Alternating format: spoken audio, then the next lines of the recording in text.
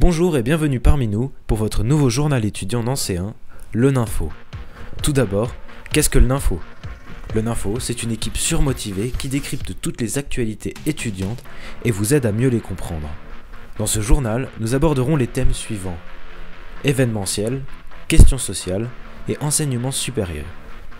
Pour cette première émission, nous parlerons des bourses étudiantes, des 24 heures de Stan et enfin de l'Agorae. Alors n'oubliez pas, pour l'info, pensez d'info.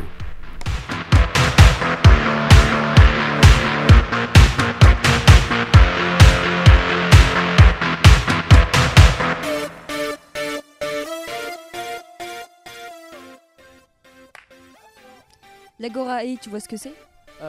C'est un truc à Lyon ou Nice, c'est pour faire ses courses, non? C'est un espace communautaire pour rendre la vie plus facile des étudiants. Et il y aura quoi dedans?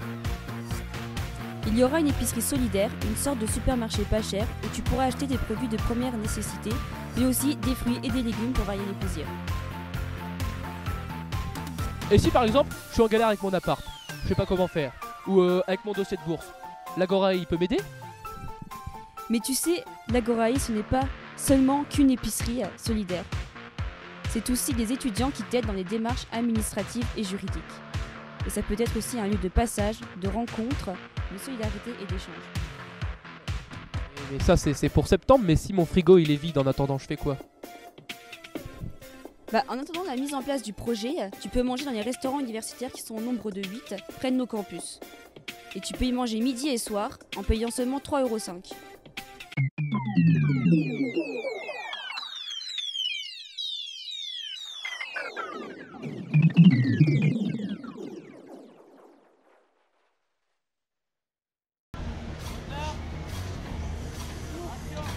Alors dis-moi, toi, tu vas au 24 de Stan?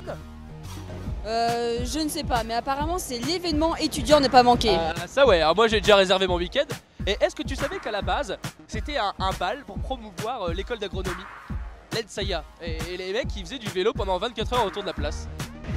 Mais comment que ça se passe au juste? Parce que 24 heures à faire du vélo comme ça, franchement...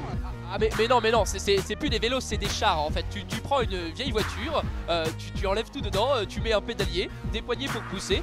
Et cette année, tu peux faire par exemple une navette spatiale pour coller au thème qui est la conquête de l'espace. Et il y aura plein d'animations tout le week-end, il y aura même des concerts, il y a des groupes, il y a les Cages au Folk, il y a Accords de rue, il y a les Fat Badgers et Styles Army.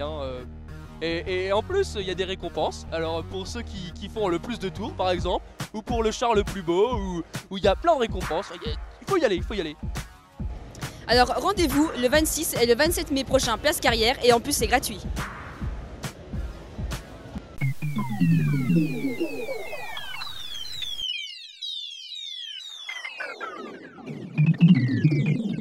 Les bourses étudiantes, c'est bien, mais comment on fait? Pour faire une demande de bourse, il faut se constituer un dossier via le site du Crous. Mais pour le dossier, on a besoin de quoi? Eh bien Thomas, tu auras besoin de ta carte étudiante et du revenu fiscal de l'année 2011 de tes parents. Mais tout le monde peut toucher les bourses? Ça dépend de ta situation. Il y a 3 critères: le revenu des parents, le nombre d'enfants qu'ils ont à leur charge et la distance entre ta fac et chez tes parents. Avec ces critères, on t'attribue des points puis un échelon. Et tu peux simuler le montant de tes bourses sur le site. Et il y a combien d'échelons?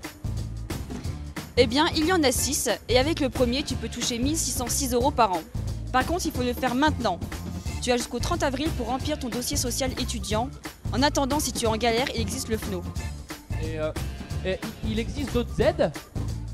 Il existe une bourse au mérite attribuée pour ceux qui ont eu la mention très bien au bac. L'aide à la mobilité internationale pour ceux qui partent étudier à l'étranger. Et enfin, il existe aussi la bourse de complément pour les étudiants qui habitent hors métropole.